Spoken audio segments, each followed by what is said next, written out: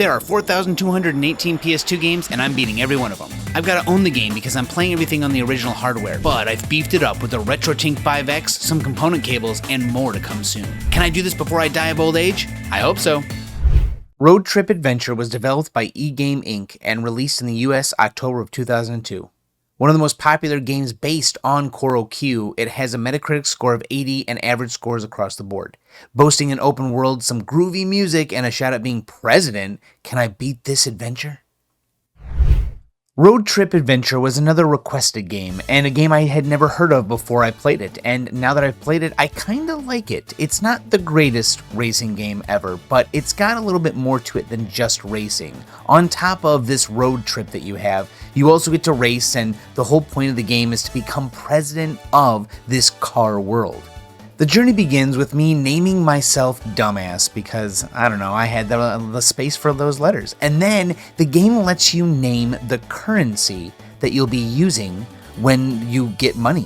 I hope that you're happy to know that our currency is fuck. So we will get 1,500 fucks sometimes, and that's just the best. I wasn't kidding when I said that you're trying to become the president of the world. You see, the current president is just tired of being a president. So he says, the only way that someone become president and take over for me is if they win the Grand Prix, which, of course, that's how things should be chosen, right? Not democracy, but by racing.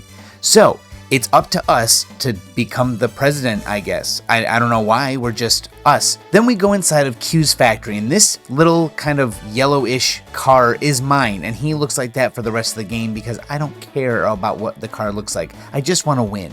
So I talk to this tow truck type vehicle, and he says, hey, this Q's factory is a place that you can do stuff like race and set things up, and what you need to do to beat the Grand Prix is to find some teammates who will help you win the end of the Grand Prix. You need teammates to actually help you win, and they have to place high enough for you to get points. Now, to get there though, you've got a long journey ahead of you.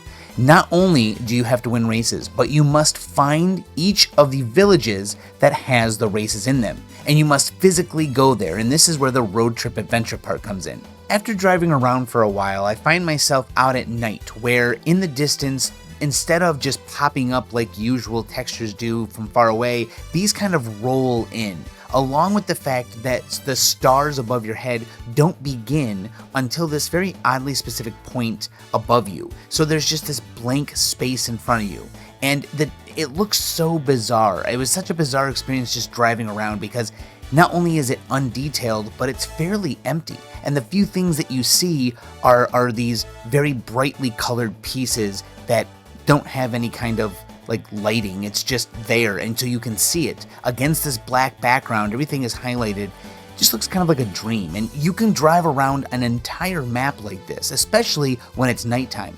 See, the countryside isn't really populated by a lot. There's some trees, and then there's the shoreline, there's one river going through, and sometimes you find picture stations, which is one of the reasons that you'd want to go out on this road trip. There are 100 picture stations all throughout the game, and whenever you find one, you just get a cute picture of your car in kind of the area you're around, and then you get it saved. So once you get 100, apparently you get something. I didn't. After about 30 or 40 of them, I kind of gave up. I knew that it was going to be too hard to find all of them through this first playthrough anyway, and apparently the reward at the end isn't the greatest, so it wasn't something that I made a priority. But it is there, and it will help you see everything that they've made. It's really not that big comparatively, but it's big enough that it gives you a little bit of a taste of, I don't know, whatever the hell this is. It's really cool, and I really enjoyed it, but the sad part is that the road trip ends kind of unceremoniously. I really like these completely empty highways with the darkness behind it and everything just slowly rolling in. It's such a bizarre feeling. I don't know, I keep saying that, but it really is. It's really cool because didn't expect to see games like this, I guess. Maybe it's just a surprise. Didn't even know this one existed, but like I said, it ends kind of out of nowhere. Once you go to each of the villages and visit them, you can then teleport to them. Not only that, but there's a city called My City, and it has My Garage. If you go there, you then unlock it, and pretty much everything you need is right there to upgrade your car for the races and just anything in general. When you're going around here, it is helpful though to talk to people, because you can talk to other cars and complete quests, and you can get people to move into my city. But once you're done, that's it. You don't need to drive around this kind of interesting looking map anymore. All over the map in each of the villages, including my city that has your own garage, there is a parts store, and you can go there and buy parts for your car. And this is for the races. I mean, of course it affects you off-road as well, but I mean, by the point you have some interesting stuff, you don't need to drive around the open countryside. So you'll be using these mostly for racing, and these are very important. You need practically every single upgrade up to its max by the end of the game, because that's just kind of what it is. It's not necessarily a complex racer. You get the best parts and it helps you the most, because the better you can drive, that's it. And that's all it really took. You didn't have to drive masterfully. You just needed to drive adequately with the right parts. You get money by doing races, and you use that money to buy parts and other little fun things for your car. But in the end, you'll be buying parts, and you must also buy parts for your teammates once you get them, because eventually they will actually matter when it comes to the Grand Prix. Now, in these races, they do matter somewhat. I mean, you want them to get a high place, because not only do you get money from your place, but you get money from their places as well. So you have an incentive to make sure that they do well, because by the end of the game, some of the parts will cost a lot of money. And I had to grind for a little while by doing some races over and over to get the maximum amount of money each time, until I finally was able to afford all the parts for all 3 of the cars that I needed for the Grand Prix. I found myself enjoying racing in this game, although not nearly as much as a game as polished as Gran Turismo. I mean, obviously this feels a little bit more arcadey and is very weird physics-wise. It doesn't feel quite right. Cornering sucks. The only time it ever feels good for me is when you have the best tires on the right road, because some of the tires can go off-road or just street, or you also have wet, and so you need to pay attention to those. But the best tire is for pavement, and that one is night and day. And when you're on dirt though, I suppose all of your opponents are having that issue as well, but you need the best tires immediately, because cornering is difficult in this game. I'll be honest with you, everything feels like you're just sliding constantly. Now, there's no pickups, you just race. There's no special cool things. There's a little bit of turbo, and that's about it. While you're out there racing, you can also do some mini games. I'm not really sure what they get you other than maybe a little bit of money, maybe some cool unlocks, but this one was fun. You got to try and golf with your car. There are some pretty varied environments, with us being on these beaches here for this village, and then there's ones in the clouds, there's one in the mountains, there's this dirt road type place. And I don't know, the variety feels pretty good. It just makes the game look interesting. Here actually looks very pretty. I liked this area of the game. These beach racing levels are always so cool looking, and this one doesn't look very realistic. I mean, we're driving underwater here, so how realistic can this actually be? But that's the thing, is that it doesn't look realistic, so it's kind of fun. It's just a good time, and while I had a lot of trouble sliding in the dirt constantly, I was still able to enjoy it. And honestly, once I got the rocket boosters, which is on my car now, it started to make things a lot easier. So instead of racing a lot, I was able to race through the game much faster. Here we're racing around this magma volcano area, and I don't know why we're able to survive here, but these cars are super tough. I mean, we're about to become president, so we have to be tough. Now, you can't fall in the lava. You really can't fall off the track. In fact, it's a very odd time trying to get out of bounds. The car just doesn't go out of bounds. It doesn't flip over. If you flip over, it sends you flying up in the air and just going straight ahead. So you can kind of sometimes put yourself in that position out for fun, because it will right the car immediately. You don't ever get to flip over. But it's odd driving around to these tracks because of how arcadey it feels, but then realistic they wanted the outside world to feel. I don't know, maybe it's just me. You can see on the back of my car there, I have these little jet turbines, and it's your boost. Now, you don't get boost back while you're racing. In fact, on your speedometer down there, you have a little bar that shows how much boost you have. That's all you have for each race. Anytime you go into the garage, you will refill that boost meter. So one race, you only get the 1 bar. Now, it's extremely helpful though, I will tell you what. Boosting is very helpful and has won me and got races and got me into the right position quite a few times. I mean, if you can get good at cornering with the boost, you go very fast. And as you upgrade your parts, your top speed will be so fast that the boost will get you past about 200 miles per hour sometimes, and it's way faster than all the other cars. So it's like mandatory to get these things, and they're on the island portion of the game. It's not just obvious that you get this. I mean, it's just a random reward for a random quest. This dude in a house says he wants you to find his wife, and you go find his wife who's on the island part of the game, and then she says, I'm going back to my husband.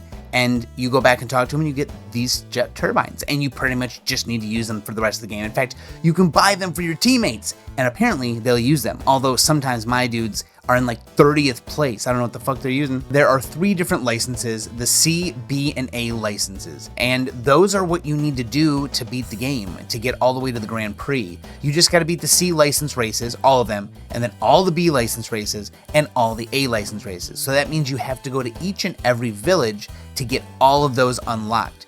Once you do that, you're able to do the Grand Prix, which is a set of races that your partners must also place high in because you need points. You are gathering points, and you must do a 7-track circuit.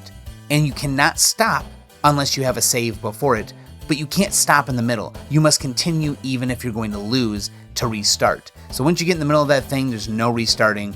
Of course, unless you have a save before it, which is probably a pretty good idea. But the whole idea for that is to literally just have the best parts in the game and give them all also to your team and hope that you guys get enough points. And that's kind of where I fell in, is I was hoping that we got enough points, and we did. It's very random sometimes.